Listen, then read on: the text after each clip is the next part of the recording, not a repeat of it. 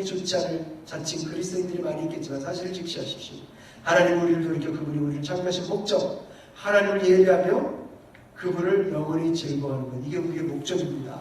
여러분, 우리가 이 땅에 온 것은 하나님을 예배하고 그분을 영원히 즐겁게 하기 위해 우리가 나온 거예요. 우리가 뭐 대단한 존재가 아니라 하나님 예배하기 위해서 나온 거예요. 우리의 살게 하려고 애쓰고 계십니다. 주시세요. 그렇다면 우리가 그분의 일을 하는 것은 바로 우리가 하나님을 간절히 예배하는 대로 나오는 것입니다. 하나님 일, 사역만 여기 가고 성경하고 뭐 여기 가서 뭐하고 무슨 일하고 전도하고 그런 게 하는 것이 아니라 예배자로 나오는 이것이 바로 하나님 일을 하는 것입니다. 저는 어느 신학교 학장이 지금 교회는 아마추어 정신이 너무 판을 치고 있는 바람에 고통을 당하고 있다고 말하는 소리 들은 적이 있습니다. 훈련도 받지 않고 준비한 것도 없이 갑작스럽게 영적으로 의미 없는 공허한 소리를 떠들어대는 사람이 있습니다. 그런데 그것을 무슨 기독교적이라도 되는 것처럼 추정하는 사람들이 많이 생깁니다. 나중에 보면 그 사람이 애초에 하나님으로부터 아무것도 듣지 못했으니 분명히 드러나는 경우가 있습니다. 네 줄 주시세요. 이런 일은 우리 주변에 어디서나 볼 수 있는 겁니다. 그 이유가 무엇인지 아십니까? 그것은 우리가 하나님을 진정으로 예배하지 않기 때문입니다. 만약 우리가 진정한 예배자들이라면 우리는 육적이거나 세상적인 종교 프로젝트 따위에 시간을 낭비하지 않습니다. 아무리 사람이 많이 오고 아무리 뭐가 사람들이 칭찬을 하고 재밌다고 한다 할지라도 그런데 관심이 없어요. 장태에는 관심이 없어요. 우리 주변에. 장태에서 피리를 불어도 춤추지 않는 그곳에 사람은 많았지 하나도 주님이 피리 부는데 춤추는 자가 진짜지 주님이 피리 부는데 춤추지 않는 장터 아무 소용이 없어요. 성경의 모든 일을 보십시오. 기쁘고 경건하게 드리는 헌신적인 예배는 도덕성을 지닌 인격체가 자연스럽게 행하는 일임을 보여주고 있습니다. 성경을 통해 우리에게 비춰진 천국과 하나님의 피조물들을 보면 그들은 항상 하나님이 스스로 계신 여호와라는 이유로 그분을 예배하고 즐거워하며 찬양하고 있습니다. 요한계시록 4장 10절 11절 하나님의 보좌들 것은 피조물들의 모습을 보여줍니다. 거기서 요한 사도는 장로들이 하는 일을 다음과 같이 말하고 있습니다. 같이 읽으십시다. 시작. 24장로들이 보좌에 앉으신 이 앞에 엎드려 세세토록 사실에게 경배하고 자기 멸류관을 보좌 앞에 던지는 것 같아요. 우리 주 하나님의 영광과 존귀와 능력을 받으시는 것이 합당하오니 주께서 만물을 지으시자 만물이 주의 뜻대로 있었고 또 지으심을 바라기나이다 하더라. 지치세요. 세 줄. 하나님의 말씀에 계시되어 있는 모든 권위에 근거해 볼 때 이 땅에서 드린 예배가 지루하고 실증나는 사람은 아직 천국에 갈 준비가 되어 있지 않은 사람입니다. 기도하는데 막 졸리고 아프고 보통 때는 괜찮은데 이런 시간만 되면 막 이상하게 막 졸음이 오는데 여러분 우리가 이 예배가 더군다나 하나님의 임재와 같이 하는 예배가 저는 오늘 오면서 막 차 속에서 너무너무 막 흥분이 되는 거야. 오늘 저녁에 또 주님 만나는 오늘 저녁에 우리 주님 어떻게 만나실까 막 그걸 생각하니까 너무 막 기쁜 거예요. 제가 오는데 너무 감사합니다. 이 자리 주님의 자리 이렇게 말하면 다음과 같이 반복할 사람들도 있을 것입니다. 목사님은 지금 칭에 대한 교리를 없애버리는 것입니까? 우리는 믿음으로 말미암아 의롭게 되고 구원받아 천국에 간다고 배웠는데요. 제가 이 자리에서 여러분에게 분명히 말씀드립니다. 아마 마르틴 루터도 믿음으로 말미암아 의롭게 된다는 진리를 저보다 강하게 믿지 않았을 것입니다. 이 토저 박사는 강하게 의롭게 된다는 그 진리를 선포한 사람이에요. 저는 우리가 믿음으로 말미암아 의롭게 된다는 사실을 믿습니다. 우리가 하나님의 아들의 주여 구세주로 믿을 때 구원받는 사실을 믿습니다. 주치세요. 그런데 요즘은 구원받은 것을 자동식으로 생각하는 치명적인 현상이 나타나고 있어서 여간 괴로운 게 아닙니다. 여기서 자동식이라는 말은 바로 이런 것입니다. 도식화하는 게 도식화. 동전 넣는 구멍에 100원짜리 신앙을 집어넣고 손잡이를 잡아당겨라. 그러면 구원이라는 자그마한 카드가 나올 것이다. 그것을 지갑에 집어넣고 가라. 그러면 그 사람은 저는 구원받았습니다 라고 말할 수 있다는 것입니다. 오늘날 우리가 구원에 대해서 이렇게 가르치고 있어요. 그럼 그 사람은 자기가 구원받은 자신은 어떻게 할까요? 어떻게 하냐고요? 저는 100원짜리 신앙을 집어넣고 예수 그리스도를 영접한다고 그 카드 뒷면에 서명했거든요. 좋습니다. 카드에 서명한다는 것 자체는 아무 잘못이 없어요. 예수님 영접하는 건 아무 잘못이 없어요. 그것은 적어도 누가 구원에 대해 알아보려고 했는지는 아는데 도움이 될 테니까요. 그 다음에 5줄 주시죠. 그렇지만 형제자매 여러분, 우리가 하나님께 나아가고 신앙을 가지며 구원을 받는 이유는 모두 다 하나님을 예배하고 경배하기 위한 것입니다. 우리는 자동적인 그리스도인, 쓸모없는 그리스도인, 도장처럼 그리스도인이라는 명표가 찍힌 그리스도인이 되기 위해 하나님께 나오는 것이 아닙니다. 우리를 왜 구원해 주시고 왜 거저 의롭다 해주셨습니까? 예배자로 만들기 위해서. 그냥 너는 그냥 구원받은 대로 어떤 표시나 받고 왔다 갔다 하는 사람으로 만드는 것이 아니고 우리를 하나님께 나오는 예배자로 경배자로 만들기 위해서.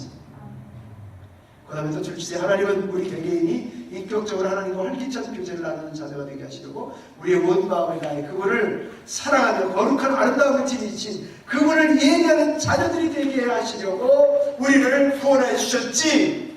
이름만 믿고 그냥 자동 아무 하나님과의 감각도 없고 하나님을 별로 사모하지도 않고 모든 것이 다 세상적이고 세상을 성공을 기뻐하고 세상적인 부분을 그렇게 하면서 구원을 받았다.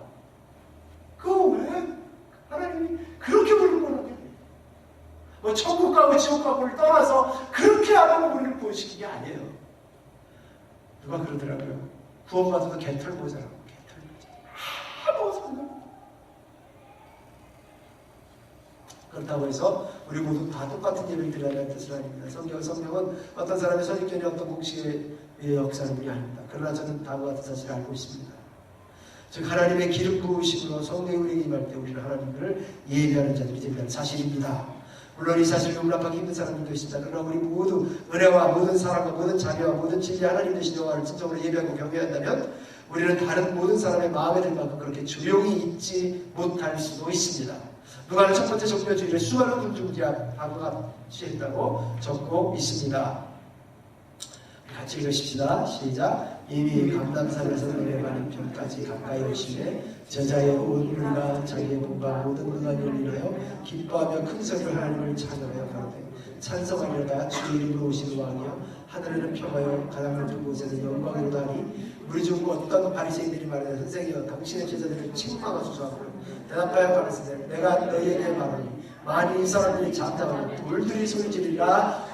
왜 하나님을 영원하고 높게 하고 크게 하나님을 찬송하고 기뻐하고 큰 소리를 지르는데 저들을 책망하소서라고 말합니까? 그랬더니 주님이 이 사람들이 소리를 안 지르면 돌들이 소리를 지르는 거예요. 돌들이. 차라리 돌들이 소리를 지르는 거예요. 왜 하나님을 만나고 기뻐하며 뛰놀고 소란을 피우는 것이 잠잠하라고 책망해야 될 것입니까?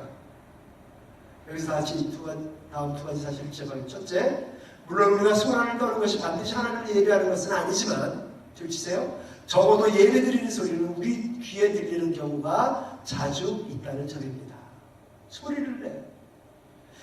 예수께서 자신을 메시아로 소개하며 예루살렘 성에 입성하셨을 때 그곳에는 많은 군중들이 있었고 그들 가운데 대단한 소란이 있었습니다. 그때 주님을 찬양하며 노래했던 많은 사람들은 틀림없이 한 번도 제 목조에 맞춰 노래해 본 적이 없는 사람들이었을 것입니다. 어느 곳에서든지 노래하는 사람들을 보면 그 중에는 음정이나 박자를 틀리게 부르는 사람들도 끼어있다는 사실을 여러분은 잘 아실 것입니다. 그러나 이것은 그들이 예배를 드리고 있음을 나타내는 것입니다. 즉 그들은 한 목소리로 하나님께 찬양하고 있었던 것입니다. 은혜를 받으면 하나님의 영광을 가만히 있을 수가 없어요. 그냥 가만히 있는 거. 여기 뭐 썸띵으로 가만히 있는 거. 하나님이 조용히 마신다고 가만히 숨소리 하나 더 내지 않고 가만히 그 속에 묵상하면서 하나님 I don't think so. 둘째, 교회에서 어떤 행복한 그리스도인이 아멘이라고 외쳤다고 합시다. 어떤 교회 가면 아멘 소리 못하죠. 아멘이라고 하트를 합시다. 그때 만일 참으라고 냉정하며 교양 있게 차려입은 세련된 사람들이 그것은 부끄러운 일이라고 생각한다면 그렇게까지는 않겠네요. 저는 실은 바로 그 사람들이 영적으로 무지한 것이요 변화될 필요가 있다고 경고합니다. 지키세요.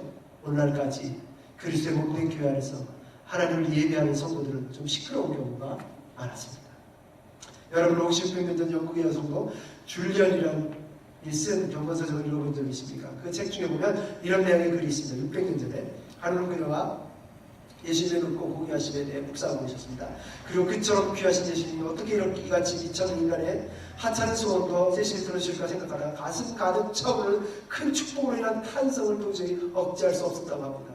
그래서 그녀는 자기도 모르게 그만 큰 소리로 하나님을 찬양하게 되었다고 합니다. 그때 그녀가 어쨌든 나타를 번역하면 하나님께 영광을 이루는 뜻입니다. 만일 이 글을 읽고 여러분의 마음이 불편하다면 여러분이 성령께서 하나님을 예배하는 성도들에게 주기 위해 예배하신 영적인 축복과 즐거움을 모르고 있기 때문입니다. 혹시 누가가 바리새인들에 대해 뭐라고 말했는지 알고 계십니까? 예수님의 제자들이 큰 소리로 하나님을 찾아간 것을 보고 바리새인들이 예수님의 제자들을 책망하라고 했을 때 예수님께서 뭐라고 말씀하셨는지 알고 계십니까? 바리새인들의 종교의식과 아마 하나님께 영광을이라는 말을 아주 교양 있게 조그맣게 속삭이는 정도로 허용했을 것입니다. 그러나 누구나 이 말을 크게 외치는 그런 시대였습니다. 예수님이 여기서 바리새인들에게 사실상 이렇게 말씀하신 것입니다.